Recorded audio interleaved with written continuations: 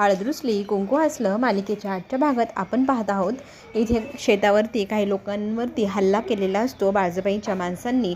असं आता आरडाओरडा करत 2-3 शेतकरी आलेले असतात. तर इथे दुष्यंत विचारू लागतो, हा सगळं काय प्रकार आहे? तर तिथेच ते लोक सांगू लागतात की आम्ही शेतावर काम करायला गेलो, काही लोकांनी आमच्यावर हल्ला केला, ती लोक बाळजाबाईंनी पाठवलेली होती, तर कशावरनं?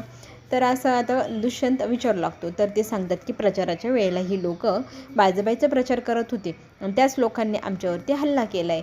तर आता इथे पुराव्यांसकट जणू काही सिद्धच झालं आहे की बाळजाबाई ह्या सगळ्या गोष्टीची गुन्हेगार आहे. पण बाळजाबाई म्हणू लागते की मी खरंच असं काही केलेलं नाही आहे. तर आता कृष्णाला या अनुसयाबाई जाब विचारू लागते, इतके पुरावे आहे तरी पण तू सरपंच म्हणून न्याय कसं करते? तुला न्यायच करता येत नाही. अनुसयाबाई आता इथे थेट आरोप लावते आपल्या कृष्णावरती की तुम्ही बाळजाबाईला पाठीशी घालते. तर इथे कृष्णा म्हणते की तडकाफडकी निर्णय घ्यायचा नसतो, न्याय द्यायचा नसतो. भाजीला फोडणी देण्यासारखं थोडी आहे झटपट लगेच तयार, तसं नसतं. हे न्याय द्यायचा म्हटलं तर विचार करायला हवा, पुरावे हवे, व्यवस्थित डोकं वापरायला हवं.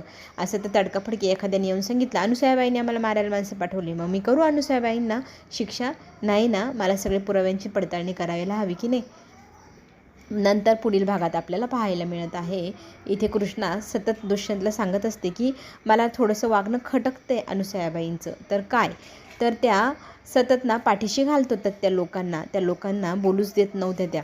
मला तरी वाटते त्यांनी काहीतरी याच्या मागे हात असावा किंवा त्यांनीच हे सगळं घडवून आणलेलं असावं. दुष्यंत मात्र म्हणतो की मला असं वाटत नाही, बाळजाबाईंनीच हे सगळं केलेलं असेल. हीच खंत आता ती आढळरावांशी पण बोलून दाखवते.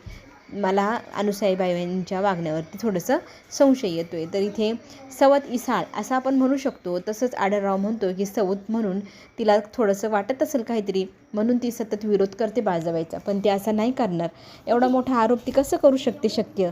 हे सगळे कांड करायची सवय आपल्या बाळजाबाईला, अनुसयाबाईंना नाही.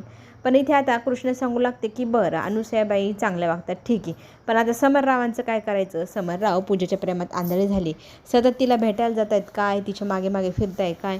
तर ही गोष्ट कळल्यानंतर आता इथे जाब विचारायला आढळराव पोचतात समररावांच्या खोलीत आणि त्यांना विचारू लागतात, तुमचं हे सगळं जे चाललं आहे ते आत्ताच्या आत्ता बंद करा.